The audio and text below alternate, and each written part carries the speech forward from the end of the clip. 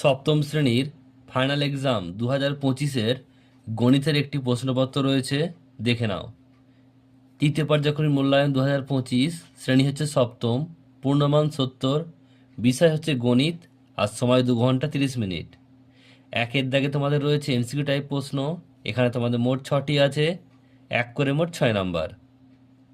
দুইয়ের দাগে এখানে তোমাদের মোট 7টি প্রশ্ন আছে, এখানে 2 করে 7 দুগুণে 14 নাম্বার। নেক্সট, তিনের দাগে রয়েছে তোমাদের এখানে যে কোনো 2টি প্রশ্ন করতে হবে, তো এখানে 5 মার্কসের, 5 দুগুণে 10 নাম্বার। চারের দাগে রয়েছে দেখো,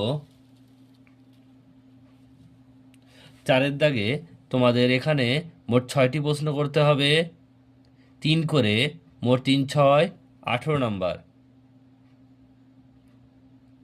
নেক্সট তোমাদের 5-এর দাগের এখানে তোমাদের রয়েছে অঙ্কন আঁকতে হবে, 3টে দেয়া আছে, যেখানে 2টো করতে হবে, 4 করে 8 নাম্বার।